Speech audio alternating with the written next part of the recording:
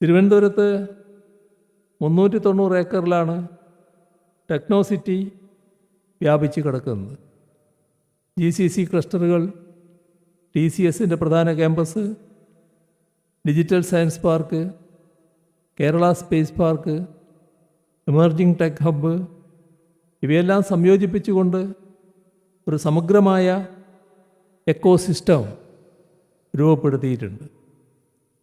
Land pooling സംവിധാനത്തിലൂടെ ഇന്ത്യയിലെ ആദ്യത്തെ AI നേറ്റീവ് സിറ്റിയായി ഇൻഫോ പാർക്ക് ഫേസ് 3 മാറാനാണ് പോകുന്നത്. ഇൻഫോ പാർക്ക് ഫേസ് 4 യാഥാർത്ഥ്യമാകുന്നതോടെ 50 ലക്ഷം ചതുരശ്രയടി IT സ്പേസ് കൂടി ഉണ്ടാകും. കോഴിക്കോട് സൈബർ പാർക്ക് വികസനത്തിൻ്റെ 2ാം ഘട്ടത്തിലേക്ക് കടക്കുകയാണ്. കണ്ണൂർ IT പാർക്കിനായി ഇതിനകം കിഫ്ബി മുഖേന 292 കോടി രൂപ അനുവദിച്ചിട്ടുണ്ട്. Private tech park promotion policy, പദ്ധതികൾക്ക് ഭൂമി പാട്ടമായി നൽകൽ, വലിയ നിക്ഷേപങ്ങൾക്കുള്ള ഇളവുകൾ, പ്രോപ്പർട്ടി നികുതി, സ്റ്റാമ്പ് ഡ്യൂട്ടി, രജിസ്ട്രേഷൻ ചാർജ് ഇവയിലെ ഇളവുകൾ തുടങ്ങിയവയിലൂടെ IT വികസനം പ്രോത്സാഹിപ്പിക്കുകയാണ്. 1000-ലധികം പ്രൊഫഷണലുകൾ തൊഴിലെടുക്കുന്ന ഇടങ്ങളെ പ്രൈവറ്റ് IT പാർക്കുകളായി തരംതിരിച്ച് techno park, info park, cyber പാർക്കുകളുമായി എഫിലിയേറ്റ് ചെയ്ത് പ്രവർത്തിക്കാനും വഴിയൊരുക്കും.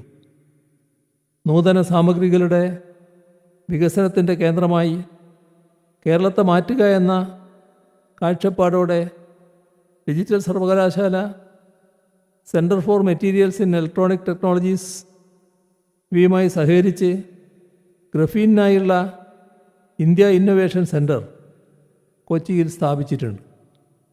അതുമായി ബന്ധപ്പെട്ട വ്യവസായങ്ങളെ പ്രോത്സാഹിപ്പിക്കുന്നതിനായി സംസ്ഥാനത്ത് ഒരു ഗ്രഫീൻ അറോറ പ്രോജക്റ്റ് നടപ്പാക്കുന്നതിന് 98.85 കോടി രൂപയുടെ പദ്ധതി വിഭാവനം ചെയ്തിരിക്കുകയാണ്. ഇങ്ങനെയുള്ള ഒട്ടേറെ നേട്ടങ്ങൾ നമ്മുടെ നൂതന സാങ്കേതികവിദ്യാ മുന്നേറ്റത്തിന് വലിയ സംഭാവനയാണ് നൽകുന്നത്.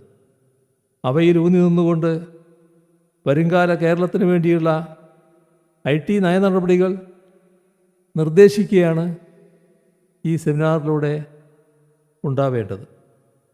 രാജ്യത്തെ IT വിപണിയുടെ 10% വിഹിതം നേടി പ്രതിവർഷം മികച്ച വരുമാനം സൃഷ്ടിക്കുക, IT മേഖലയിൽ 5 ലക്ഷം തൊഴിലവസരങ്ങൾ സൃഷ്ടിക്കുക, ഗ്ലോബൽ കേപ്പബിലിറ്റി സെൻ്ററുകളുടെ എണ്ണം 120 വരെ എത്തിക്കുക തുടങ്ങി കൈവരിക്കേണ്ട ഭാവി നേട്ടങ്ങളെക്കുറിച്ചാണ് ഈ സെമിനാറിൽ നാം പ്രധാനമായും ചർച്ച ചെയ്യേണ്ടത്.